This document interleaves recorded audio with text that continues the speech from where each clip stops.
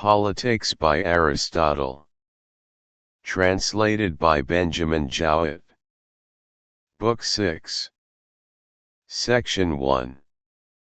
We have now considered the varieties of the deliberative or supreme power in states, and the various arrangements of law courts and state offices, and which of them are adapted to different forms of government. We have also spoken of the destruction and preservation of constitutions, how and from what causes they arise. Of democracy and all other forms of government there are many kinds, and it will be well to assign to them severally the modes of organization which are proper and advantageous to each, adding what remains to be said about them. Moreover, we ought to consider the various combinations of these modes themselves, for such combinations make constitutions overlap one another, so that aristocracies have an oligarchical character, and constitutional governments incline to democracies.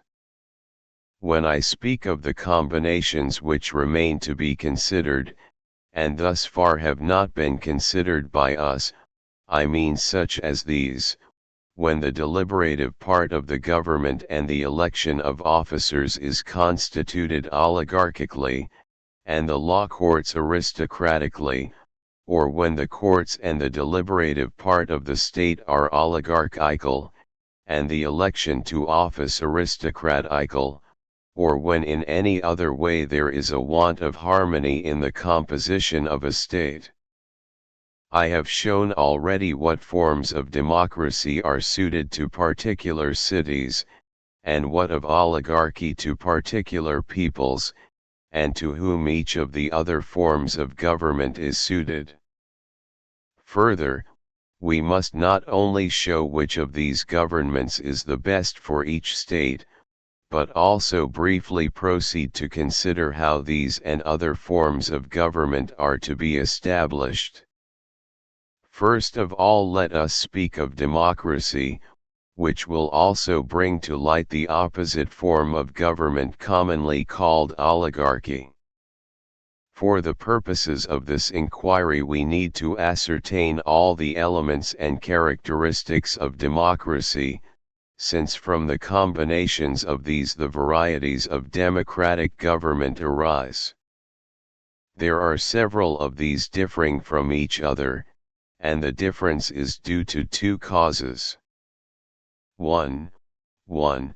Has been already mentioned differences of population, for the popular element may consist of husbandmen, or of mechanics, or of laborers, and if the first of these be added to the second, or the third to the two others, not only does the democracy become better or worse, but its very nature is changed.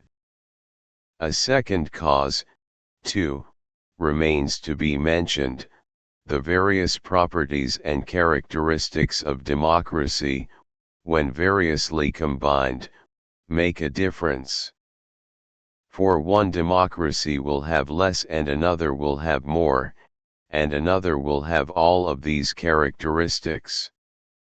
There is an advantage in knowing them all, whether a man wishes to establish some new form of democracy, or only to remodel an existing one. Founders of states try to bring together all the elements which accord with the ideas of the several constitutions, but this is a mistake of theirs, as I have already remarked when speaking of the destruction and preservation of states. We will now set forth the principles, characteristics, and aims of such states. Section 2. The basis of a democratic state is liberty, which, according to the common opinion of men, can only be enjoyed in such a state. This they affirm to be the great end of every democracy. One principle of liberty is for all to rule and be ruled in turn, and indeed democratic justice is the application of numerical not proportionate equality, whence it follows that the majority must be supreme, and that whatever the majority approve must be the end and the just. Every citizen, it is said, must have equality, and therefore in a democracy the poor have more power than the rich, because there are more of them, and the will of the majority is supreme. This, then, is one note of liberty which all democrats affirm to be the principle of their state. Another is that a man should live as he likes. This, they say, is the privilege of a freeman, since, on the other hand, not to live as a man likes is the mark of a slave. This is the second characteristic of democracy, whence has arisen the claim of men to be ruled by none, if possible, or, if this is impossible, to rule and be ruled in turns, and so it contributes to the freedom based upon equality. Such being our foundation and such the principle from which we start, the characteristics of democracy are as follows: the election of officers by all out of all, and that all should rule over each, and each in his turn over all, that the appointment to all offices, or to all but those which require experience and skill, should be made by lot, that no property qualification should be required for offices, or only a very low one, that a man should not hold the same office twice, or not often, or, in the case of few except military offices, that the tenure of all offices, or of as many as possible, should be brief, that all men should sit in judgment, or that judges selected out of all should judge, in all matters, or in most and in the greatest and most important, such as the scrutiny of accounts, the constitution, and private contracts, that the assembly should be supreme over all causes, or at any rate over the most important, and the magistrates over none or only over a very few. Of all magistracies, a council is the most democratic when there is not the means of paying all the citizens, but when they are paid even this is robbed of its power, for the people then draw all cases to themselves, as I said in the previous discussion. The next characteristic of democracy is payment for services, assembly, law courts, magistrates. Everybody receives pay, when it is to be had, or when it is not to be had for all, then it is given to the law courts and to the stated assemblies, to the council and to the magistrates, or at least to any of them who are compelled to have their meals together. And whereas oligarchy is characterized by birth, wealth, and education, the notes of democracy appear to be the opposite of these: low birth, poverty, mean employment. Another note is that no magistracy is perpetual, but if any such have survived some ancient change in the constitution, it should be stripped of its power, and the holders should be elected by lot and no longer by vote. These are the points common to all democracies, but democracy and demos in their truest form are based upon the recognized principle of democratic justice, that all should count equally, for equality implies that the poor should have no more share in the government than the rich, and should not be the only rulers, but that all should rule equally according to their numbers. And in this way men think that they will secure equality and freedom in their state. Section 3. Next comes the question, how is this equality to be obtained? Are we to assign to 1,000 poor men the property qualifications of 500 rich men? And shall we give the 1,000 a power equal to that of the 500? Or, if this is not to be the mode, ought we, still retaining the same ratio, to take equal numbers from each and give them the control of the elections and of the courts? Which, according to the democratical notion, is the juster form of the constitution, this or one based on numbers only. Democrats say that justice is that to which the majority agree, oligarchs that to which the wealthier class. In their opinion, the decision should be given according to the amount of property. In both principles there is some inequality and injustice. For if justice is the will of the few, any one person who has more wealth than all the rest of the rich put together, ought, upon the oligarchical principle, to have the sole power, but this would be tyranny. Or if justice is the will of the majority, as I was before saying, they will unjustly confiscate the property of the wealthy minority. To find a principle of equality which they both agree, we must inquire into their respective ideas of justice. Now they agree in saying that whatever is decided by the majority of the citizens is to be deemed law. Granted, but not without some reserve, since there are two classes out of which a state is composed, the poor and the rich, that is to be deemed law, on which both or the greater part of both agree, and if they disagree, that which is approved by the greater number, and by those who have the higher qualification. For example, suppose that there are 10 rich and 20 poor, and some measure is approved by 6 of the rich and is disapproved by 15 of the poor, and the remaining 4 of the rich join with the party of the poor, and the remaining 5 of the poor with that of the rich. In such a case the will of those whose qualifications, when both sides are added up, are the greatest, should prevail.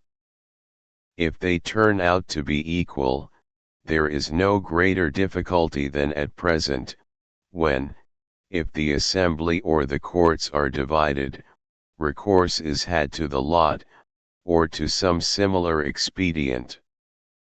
But, although it may be difficult in theory to know what is just and equal, the practical difficulty of inducing those to forbear who can, if they like, encroach, is far greater, for the weaker are always asking for equality and justice, but the stronger care for none of these things.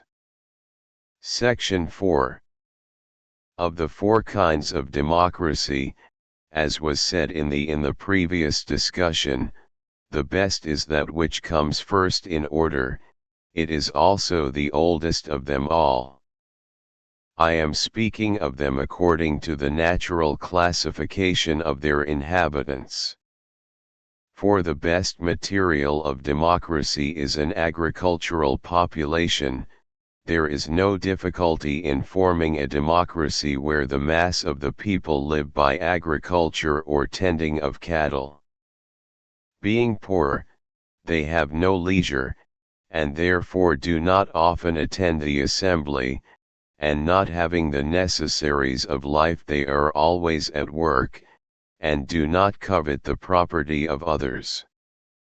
Indeed, they find their employment pleasanter than the cares of government or office, where no great gains can be made out of them, for the many are more desirous of gain than of honor. A proof is that even the ancient tyrannies were patiently endured by them, as they still endure oligarchies, if they are allowed to work and are not deprived of their property, for some of them grow quickly rich and the others are well enough off. Moreover, they have the power of electing the magistrates and calling them to account, Their ambition, if they have any, is thus satisfied, and in some democracies, although they do not all share in the appointment of offices, except through representatives elected in turn out of the whole people, as at Mantinea, yet, if they have the power of deliberating, the many are contented. Even this form of government may be regarded as a democracy, and was such at Mantinea. Hence it is both expedient and customary in the aforementioned type of democracy that all should elect to offices, and conduct scrutinies, and sit in the law courts, but that the great offices should be filled up by election and from persons having a qualification, the greater requiring a greater qualification, or, if there be no offices for which a qualification is required, then those who are marked out by special ability should be appointed.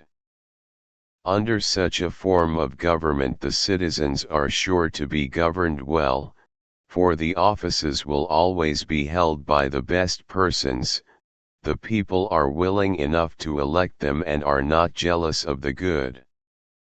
The good and the notables will then be satisfied, for they will not be governed by men who are their inferiors, and the persons elected will rule justly, because others will call them to account.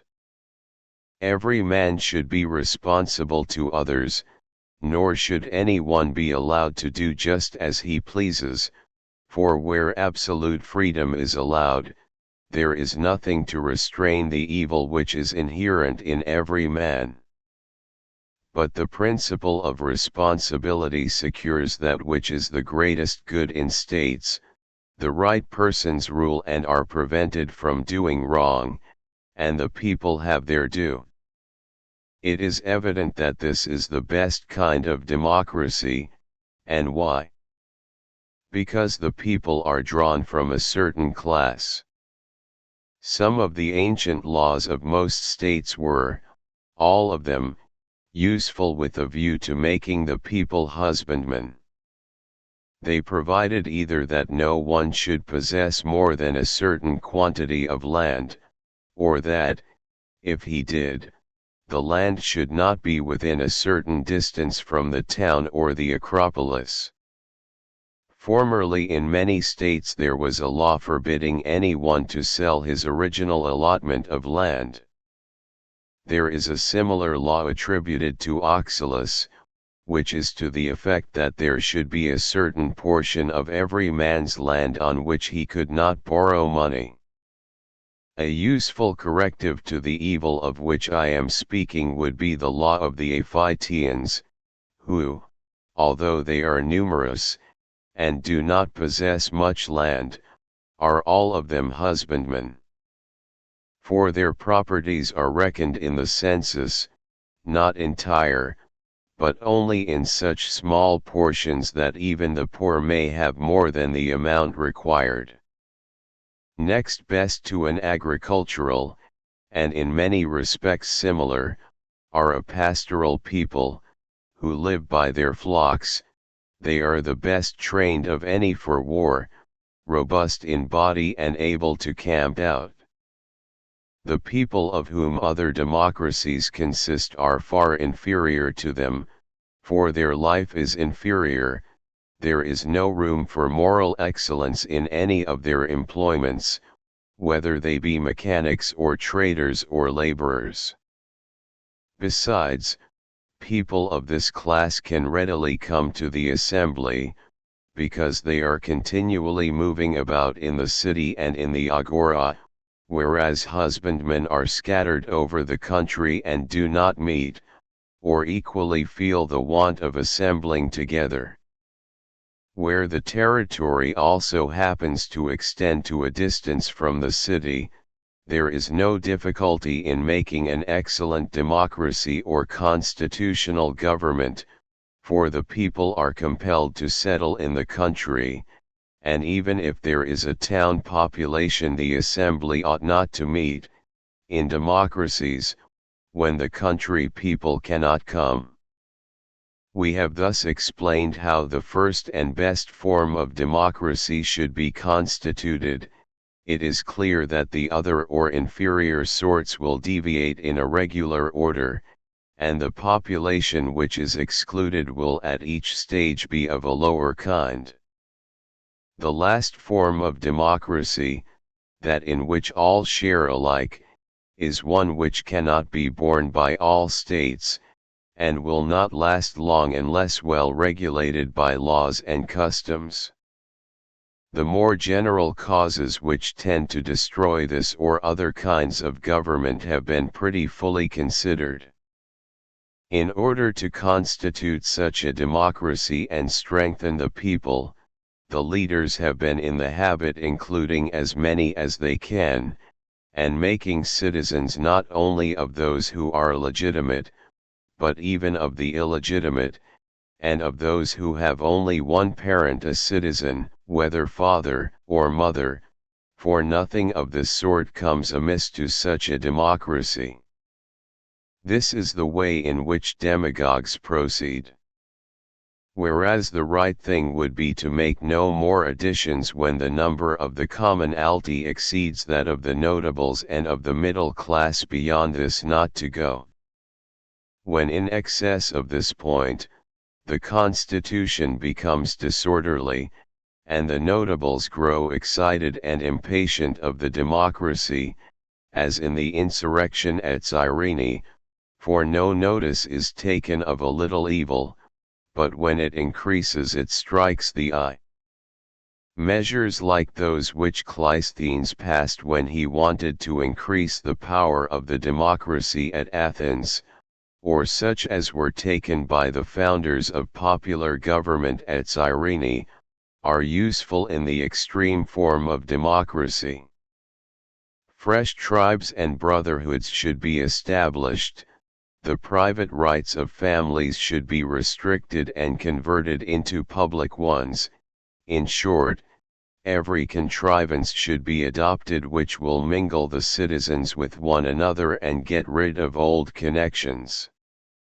Again, the measures which are taken by tyrants appear all of them to be democratic, such, for instance, as the license permitted to slaves, which may be to a certain extent advantageous, and also that of women and children, and the allowing everybody to live as he likes. Such a government will have many supporters, for most persons would rather live in a disorderly than in a sober manner. Section 5. The mere establishment of a democracy is not the only or principal business of the legislator, or of those who wish to create such a state, for any state, however badly constituted, may last 1, 2, or 3 days. A far greater difficulty is the preservation of it. The legislator should therefore endeavor to have a firm foundation according to the principles already laid down concerning the preservation and destruction of states. He should guard against the destructive elements, and should make laws, whether written or unwritten, which will contain all the preservatives of states.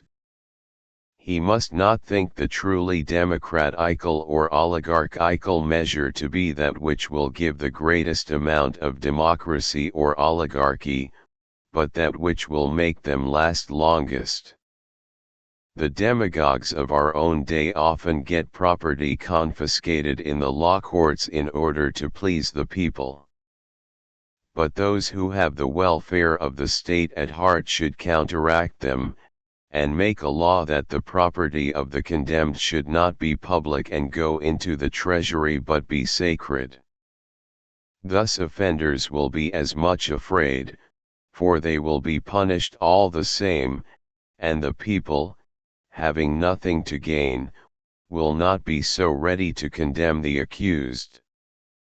Care should also be taken that state trials are as few as possible, and heavy penalties should be inflicted on those who bring groundless accusations, for it is the practice to indict, not members of the popular party, but the notables, although the citizens ought to be all attached to the Constitution as well, or at any rate should not regard their rulers as enemies. Now, since in the last and worst form of democracy the citizens are very numerous, and can hardly be made to assemble unless they are paid, and to pay them when there are no revenues presses hardly upon the notables, for the money must be obtained by a property tax and confiscations and corrupt practices of the courts, things which have before now overthrown many democracies, where, I say, there are no revenues. The government should hold few assemblies, and the law courts should consist of many persons, but sit for a few days only. This system has two advantages. First, the rich do not fear the expense, even although they are unpaid themselves when the poor are paid, and secondly, causes are better tried, for wealthy persons, although they do not like to be long absent from their own affairs, do not mind going for a few days to the law courts. Where there are revenues, the demagogues should not be allowed after their manner to distribute the surplus. The poor are always receiving and always wanting more and more, for such help is like water poured into a leaky cask. Yet the true friend of the people should see that they be not too poor, for extreme poverty lowers the character of the democracy. Measures therefore should be taken which will give them lasting prosperity, and as this is equally the interest of all classes, the proceeds of the public revenues should be accumulated and distributed among its poor, if possible, in such quantities as may enable them to purchase a little farm, or, at any rate, make a beginning in trade or husbandry. And if this benevolence cannot be extended to all, money should be distributed in turn according to tribes or other divisions, and in the meantime the rich should pay the fee for the attendance of the poor at the necessary assemblies, and should in return be excused from useless public services. By administering the state in this spirit the Carthaginians retain the affections of the people. Their policy is from time to send some of them into their dependent towns, where they grow rich.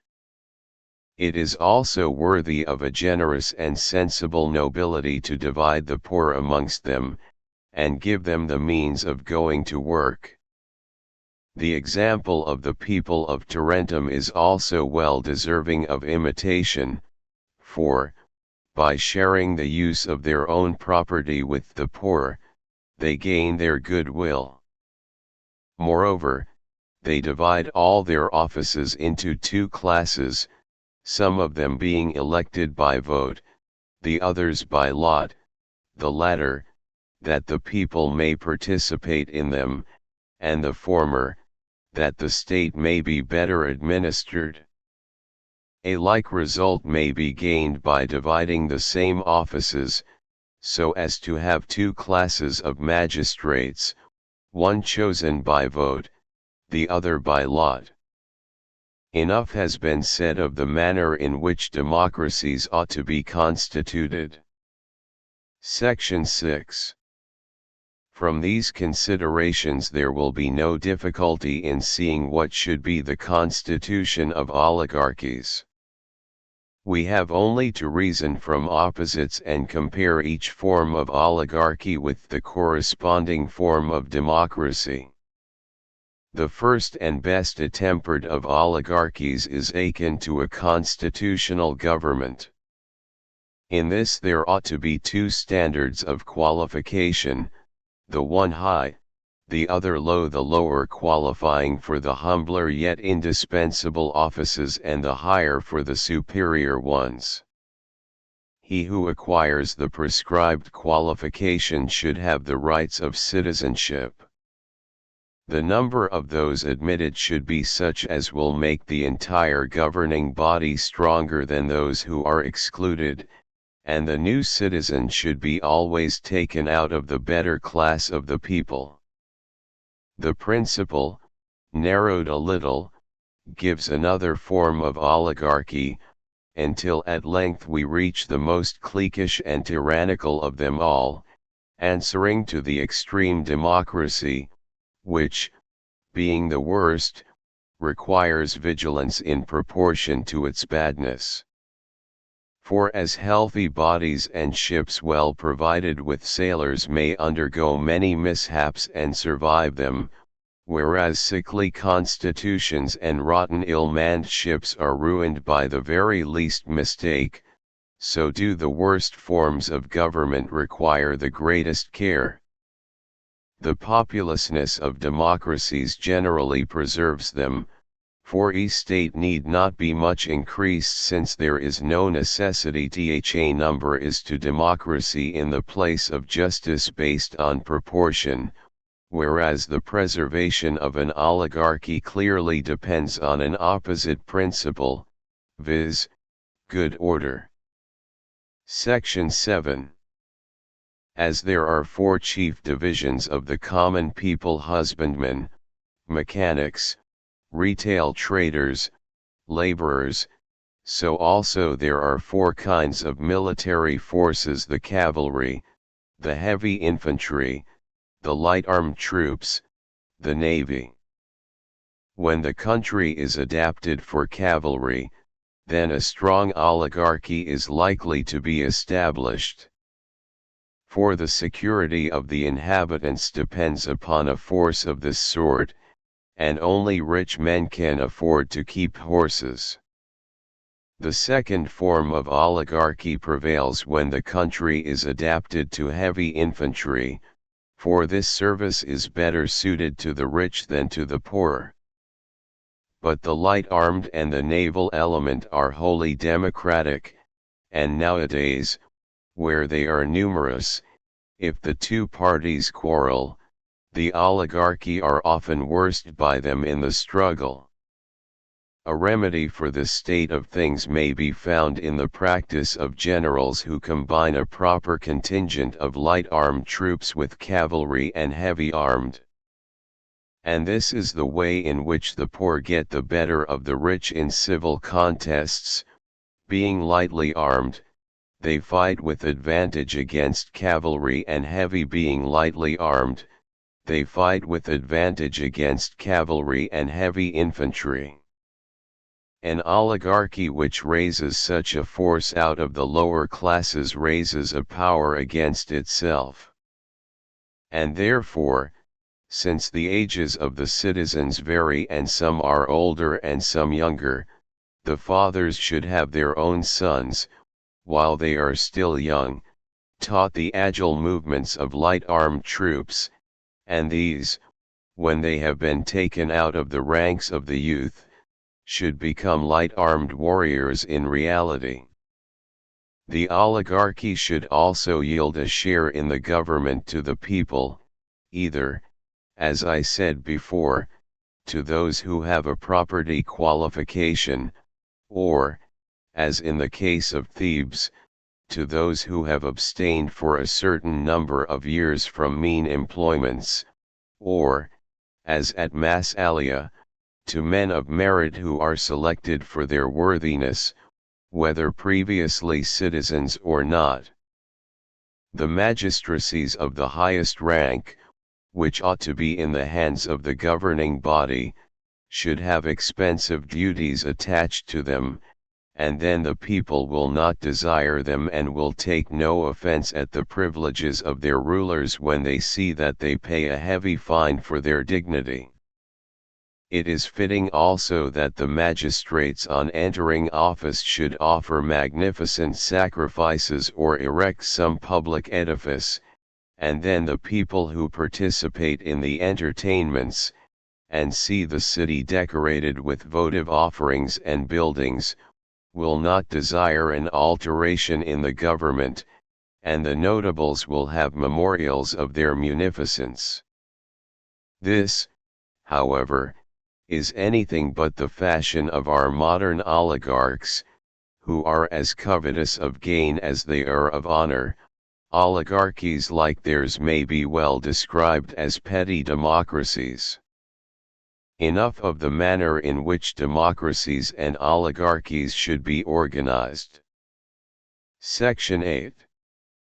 Next in order follows the right distribution of offices, their number, their nature, their duties, of which indeed we have already spoken.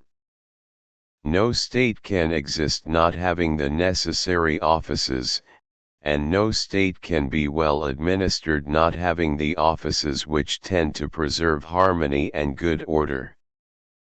In small states, as we have already remarked, there must not be many of them, but in larger there must be a larger number, and we should carefully consider which offices may properly be united and which separated. First among necessary offices is that which has the care of the market. A magistrate should be appointed to inspect contracts and to maintain order. For in every state there must inevitably be buyers and sellers who will supply one another's wants. This is the readiest way to make a state self-sufficing and so fulfill the purpose for which men come together into one state. A second office of a similar kind undertakes the supervision and embellishment of public and private buildings, the maintaining and repairing of houses and roads, the prevention of disputes about boundaries, and other concerns of a like nature. This is commonly called the office of city warden, and has various departments, which, in more populous towns, are shared among different persons. 1. For example, taking charge of the walls, another of the fountains, a third of harbors. There is another equally necessary office, and of a similar kind, having to do with the same matters without the walls and in the country. The magistrates who hold this office are called wardens of the country, or inspectors of the woods.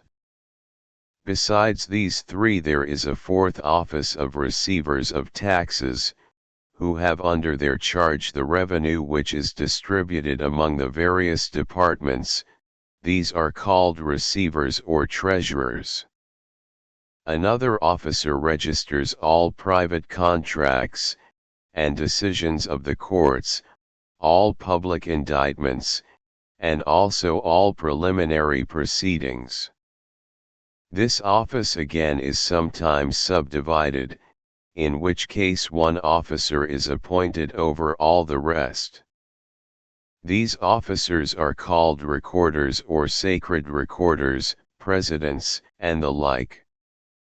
Next to these comes an office of which the duties are the most necessary and also the most difficult, viz., that to which is committed the execution of punishments, or the exaction of fines from those who are posted up according to the registers, and also the custody of prisoners.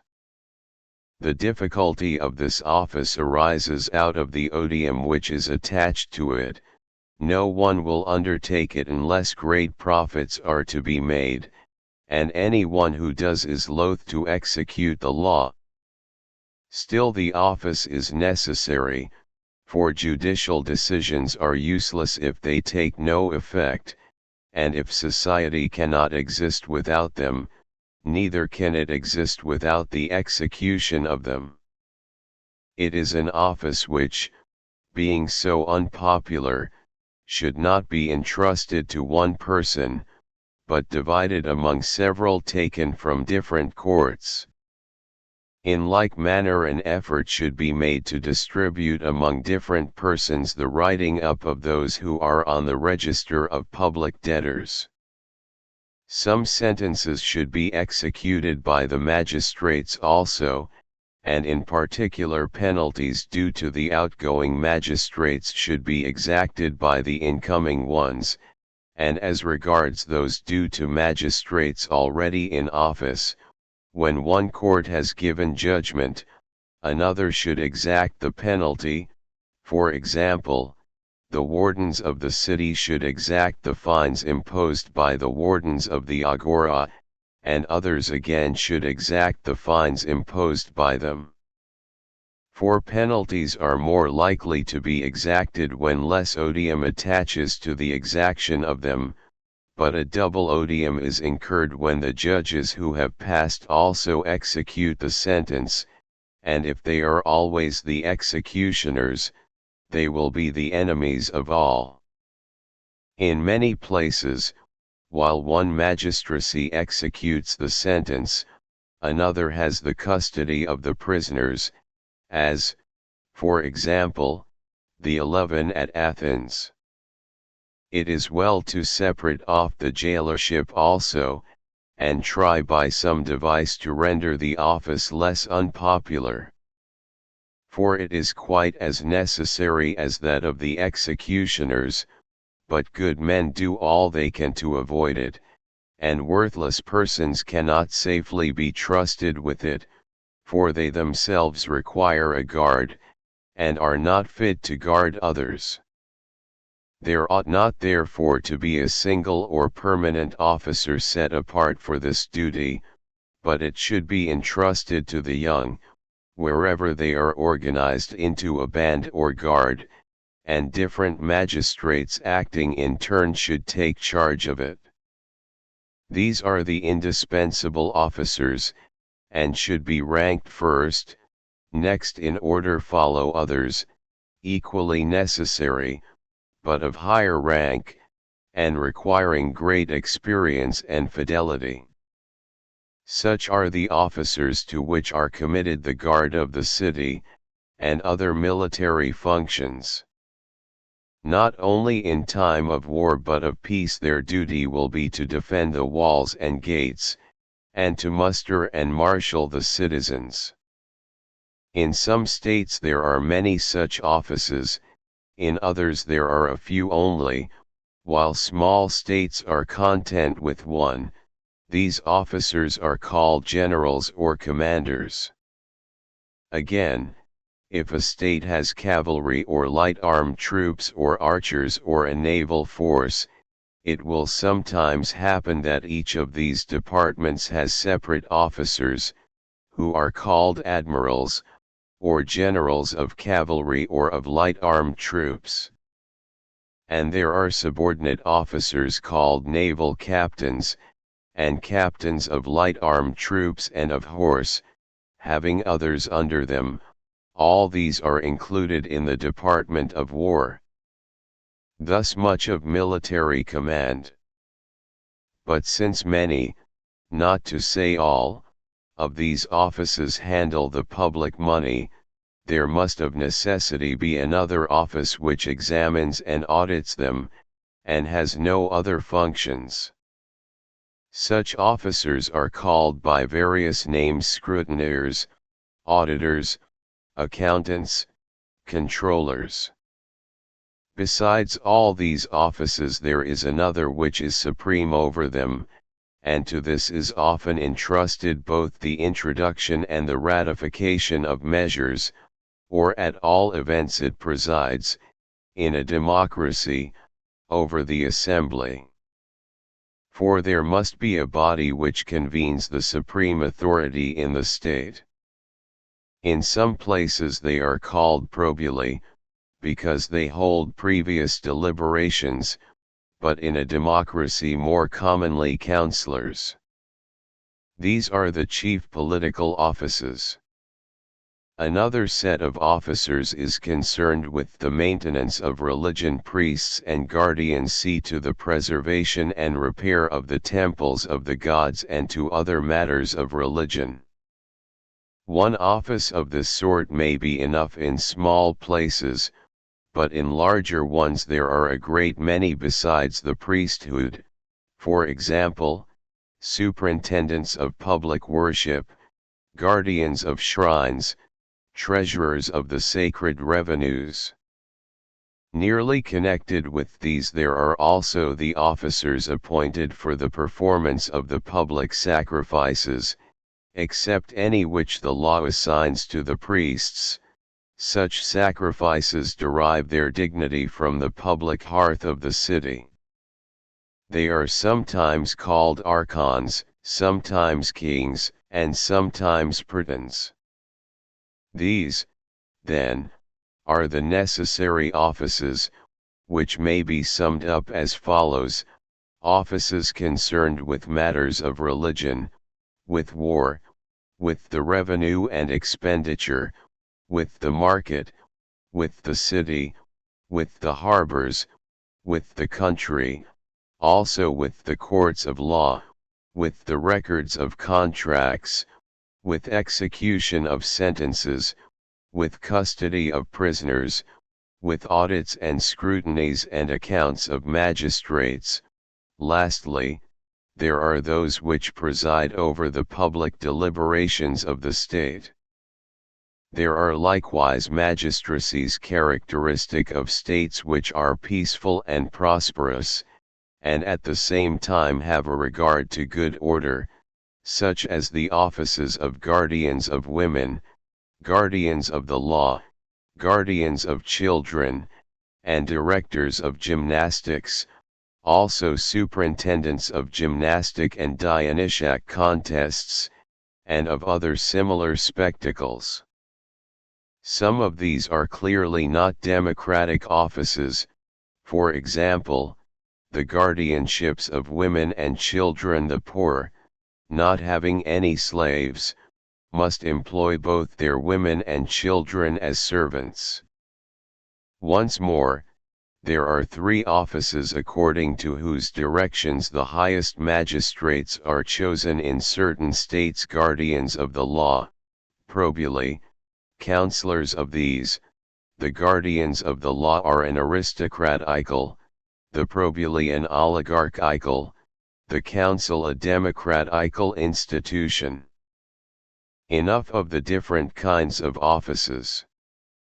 Thank you for listening. Like the videos and subscribe to our channel.